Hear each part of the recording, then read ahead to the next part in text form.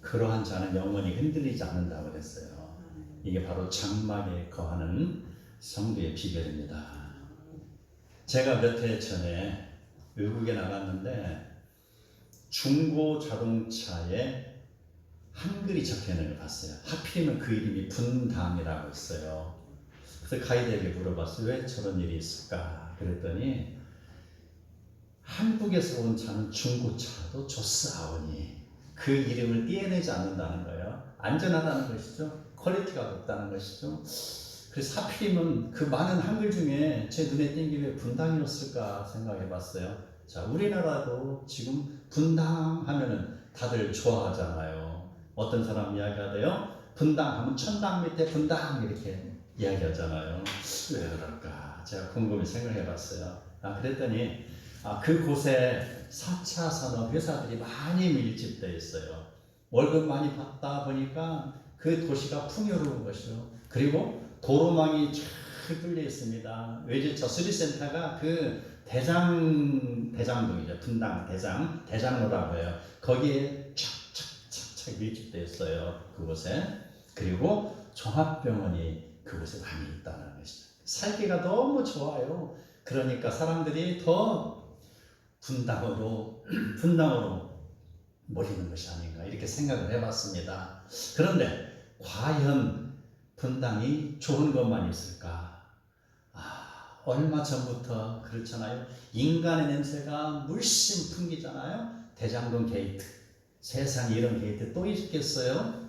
그 냄새가 지극히 아주 고약한 냄새가 풍기는 것이 분당이기도 합니다. 그래서 제가 다시 분당의 개념을 정립을 해봤습니다. 자, 분당에는 왜 사람들이 분당 좋아할까? 분당에는요, 분당 중앙교회가 있습니다. 그리고 다른 교회들이, 훌륭한 교회들이 많아요.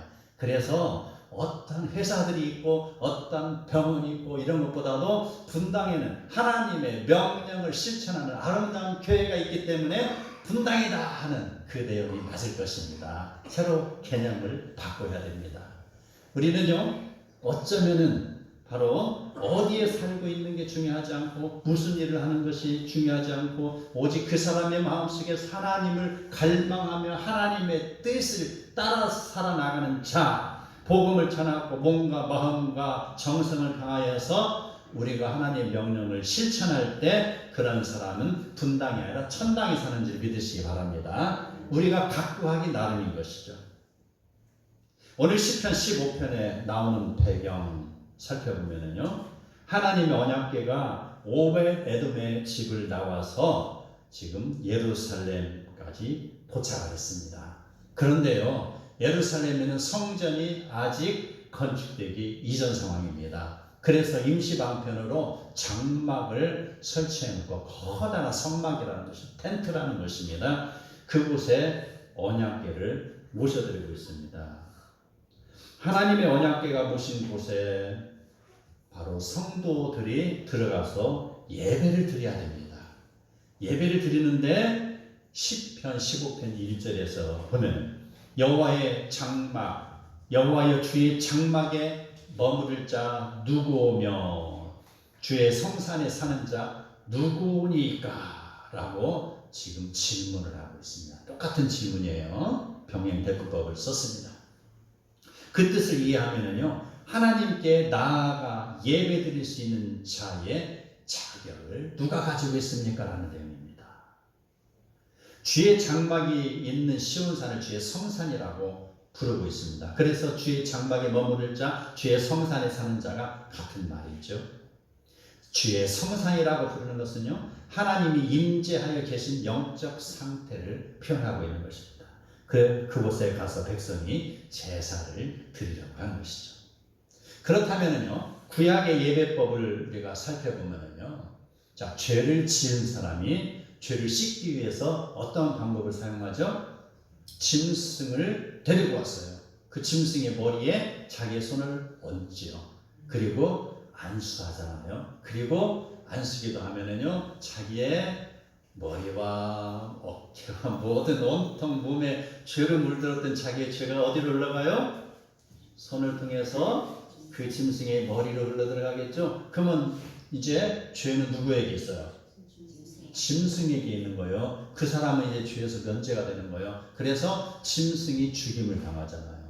그게 구약의 예배법인 것이죠. 하나님이 죄 지은 자를 죽일 수 없으니까 이 예배법을 만드신 것입니다. 자, 그런데 이러한 예배법이 있지만 하나님이 원하시는 것은 따로 있습니다. 짐승의 피로 예배를 드리라고 했지만 진정 하나님이 원하시는 것은 그 짐승의 피가 아니라 성도의 순종이라는 것입니다. 예.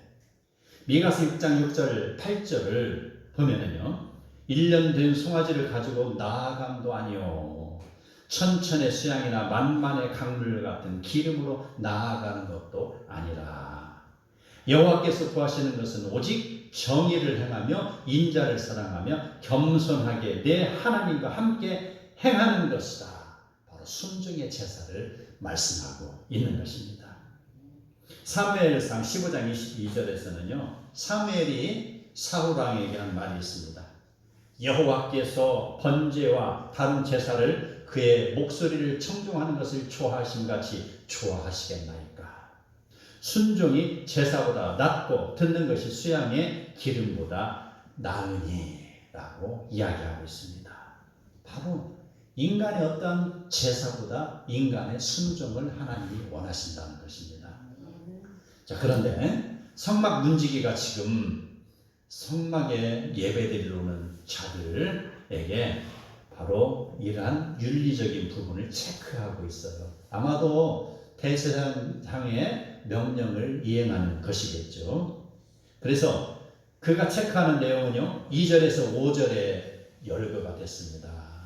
그 조건 첫 번째, 정직하게 행하였습니까? 라고 물어봅니다.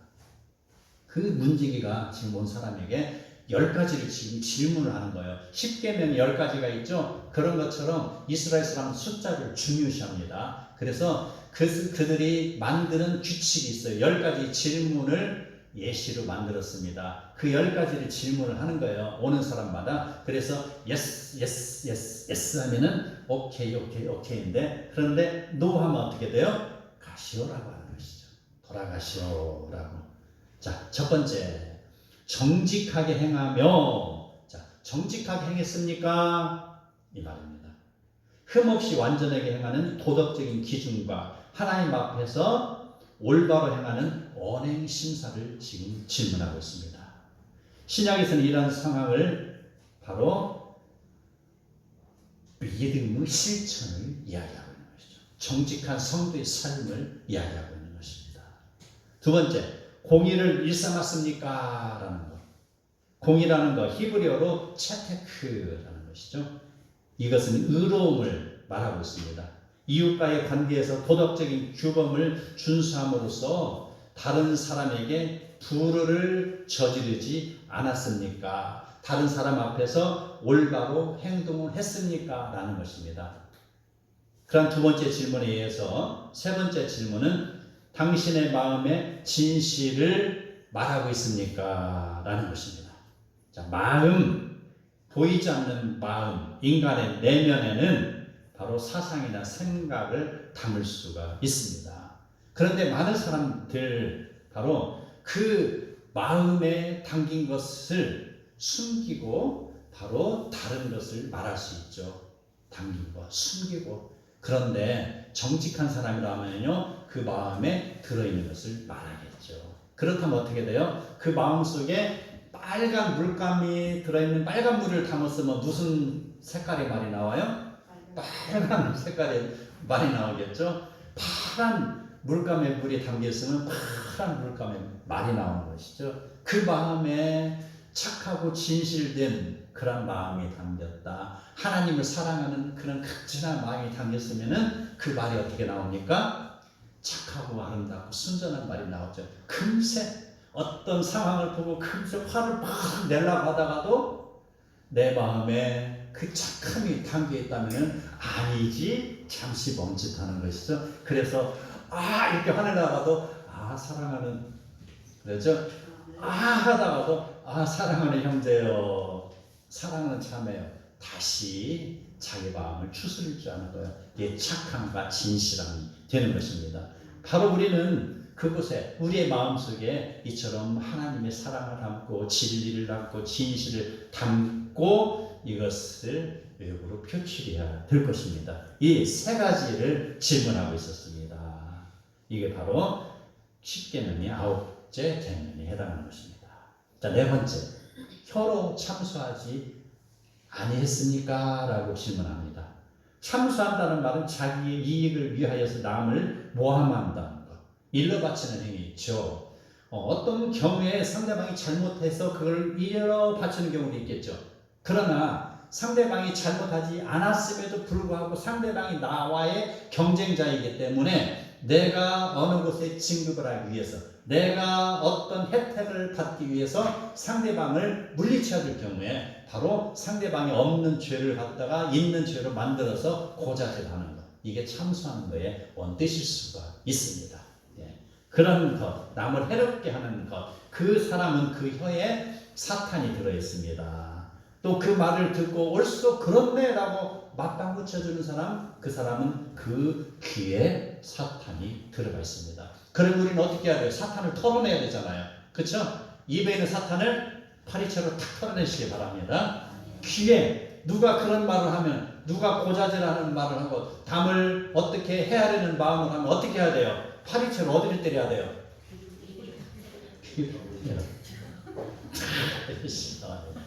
다시는 그런 짓에 대한 이야기하지도 마, 나쁜 말 하지도 말라는 것이죠. 그러면 다음에는 뜨끔해서 말을 이제 안 하게 되는 것이죠. 바로 혀로 참수하는 거 우리 조심해야 돼요. 우리 좋은 말만, 내 마음의 진실과 착함과 의로움이 담겨 있으면 나의 입에서는 착함과 진실과 의로움이 나올 수밖에 없는 것입니다. 벗에게 행악하지 않는다. 당신 혹시 벗에게 행악한 일이 있습니까? 라고 질문하는 것이죠. 벗, 친구, 애인, 동료, 이걸 다 포괄해서 이웃을 이야기하고 있습니다. 그들에게 악한 행동을 했거나 악한 말을 한 일이 있습니까? 라는 질문. 바로 그런 일을 하지 말라는 것이죠. 여섯 번째로 이웃을 해방한 일이 있습니까? 라고 질문합니다.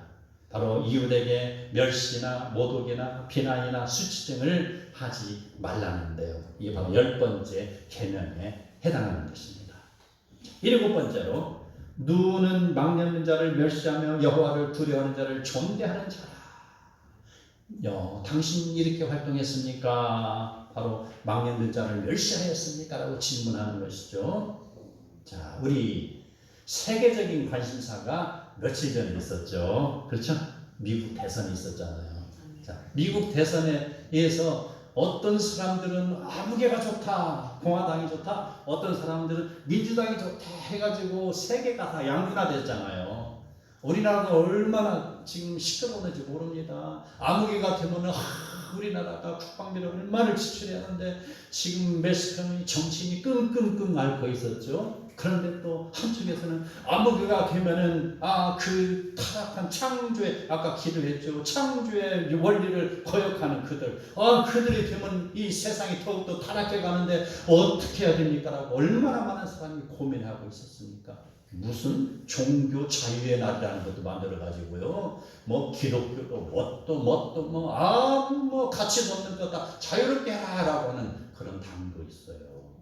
바로 하나님 앞에 진실되지 못한 자들. 자, 우리는 그런 상황 속에서요, 분명한 가치를 찾아야 되는 것입니다. 지금 당장 보기에는 저 사람이 되면 우리나라 국방비가 뭐 몇 조가 더 늘어나네, 난리속입니다.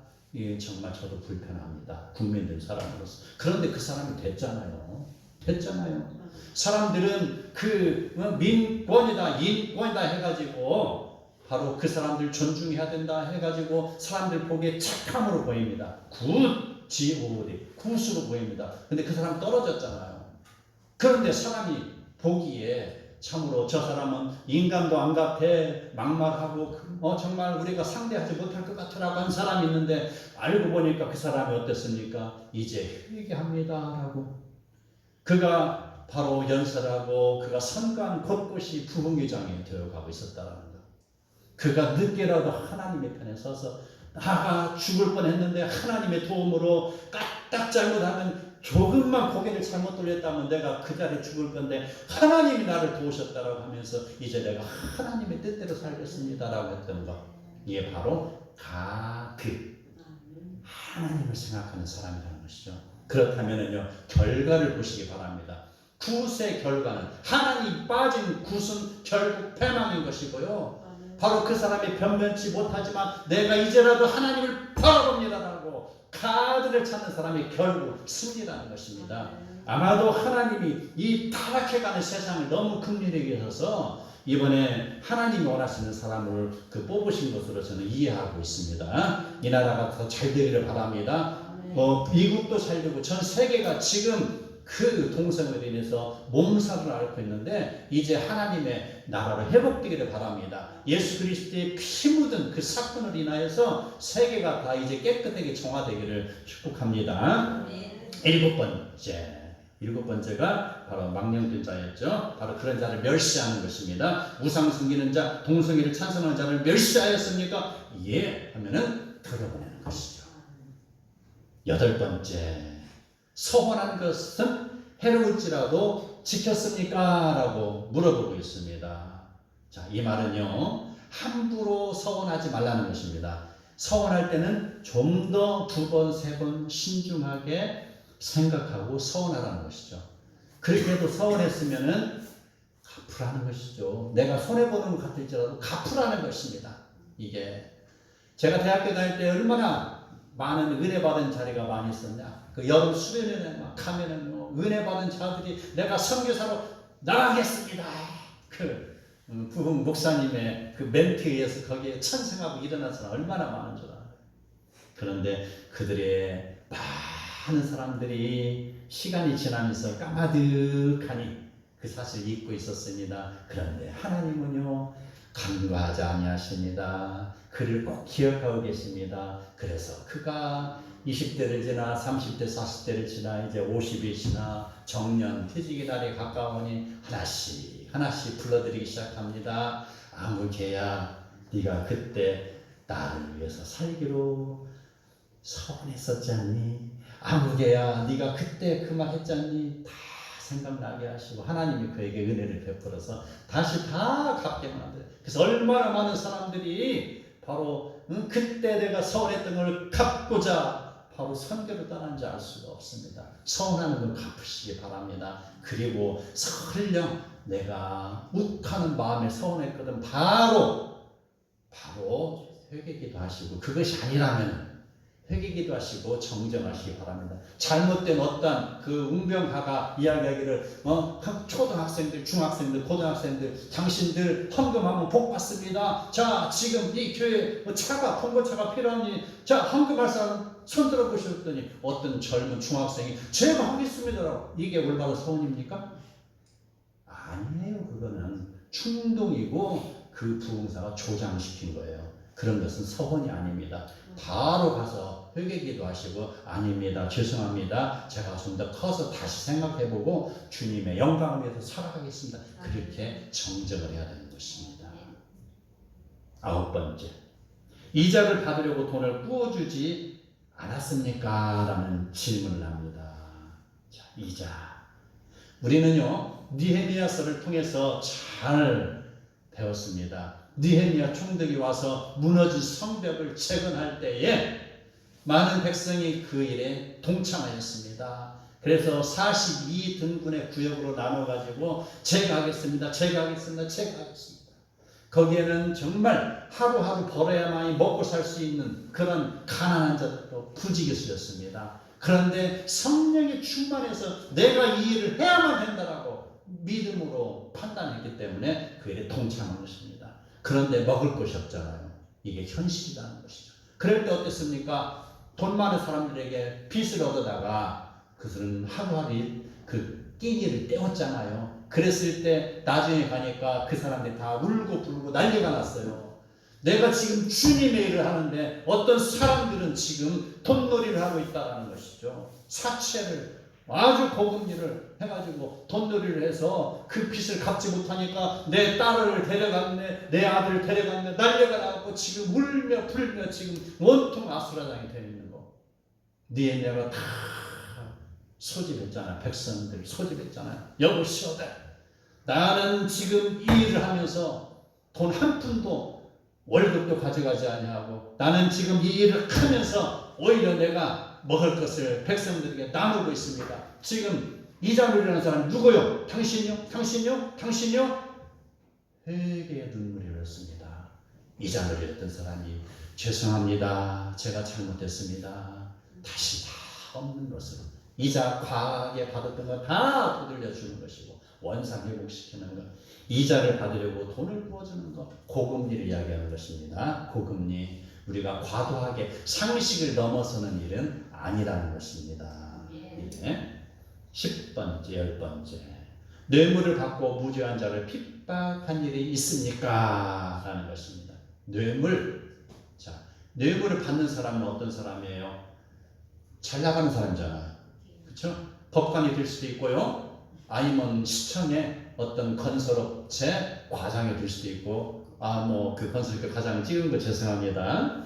그렇다는 것이죠. 바로 권력을 가지고 흔들 수 있는 사람이라는 것이죠. 뭐 하나 도장 하나 쿡 찍어주면은 상대방은 순식간에 몇억 몇십억이 왔다 갔다 하는 이권에 쌓일 때, 아니면은 바로 자기가 죄를 저질러서 지금 교도소에 가서 10년을 살아야 될지 20년을 살아야 될지 모를 때 그걸 감형을 받기 위해서 판사에 가서 뇌물을 바치는 행위들. 자, 이런 뇌물을 받고 바로 피해자는 누굽니까? 반대편이잖아요. 그렇죠? 무죄한 자를 핍박한다. 지금 바뀐 거예요.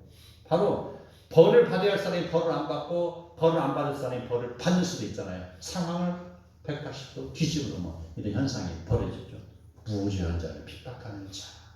혹시 이런 일 했습니까? 라고 해서 예, 돌아가시오. 아닙니다. 그런 일 없습니다. 예, 들어가도 됩니다. 이렇게 해서 10가지 일을 다 예스 하는 사람은 비로소 성전에 들어가서 예배를 드리는 것. 이러한 것. 바로 시인은 율법의 시대를 살고 있음에도 불구하고 그는 바라보는 것이 예수 그리스도의 나라를 바라보는 것이죠. 율법으로는 사람을 완전하게 할 수 없음을 알고 있기 때문에 그는 지금 율법 이상의 복음의 시대를 그는 누리고 있는 것입니다. 그 마음에는. 이러한 사람들, 바로 믿음으로 구원받는 백성의 삶으로 살아가기를 원하는 모습이 그 안에 담겨 있는 것입니다. 빌립보서를 보면은요, 바울은 그가 가진 육신의 조건을 다 배설물로 여기고 그리스도 예수께 잡힌 바된 복음을 위하여 달려간다고 하였습니다. 어떤 조건이나 자기가 그동안에 누렸던 어떤 권위나 그런 높은 지식이나 그런 유대인이라는 그런 것이나 로마의 시민권이나 모든 것을 다 배설물로 여겼다. 그리고 그리스도 예수의 고난을 내 몸에 받아들이고 나는 겸손히 나갈 것이다 라고 했습니다. 바울이 말하는 천국의 시민권은요, 율법에 의한 올무가 아닙니다. 하나님의 은혜요 그리스도 예수로 인하여 누리는 자유 속에서 참된 믿음을 구축하고 있는 것입니다. 그러므로 우리는 어떤 율법으로 주의 장막에 들어가는 것이 아니고요, 참된 신앙의 실천으로 가는 것입니다. 삶 속에서 드러나는 자유함과 그리스도로 인하여서 나타나는 평안함과 그런 실천함이 장막에 들어갈 조건이, 천국에 가는 조건이 된다는 것입니다. 이렇게 이야기합니다. 너희는 내게 배우고 받고 듣고 본 바를 행하라고 했습니다. 행하라고 했습니다. 예.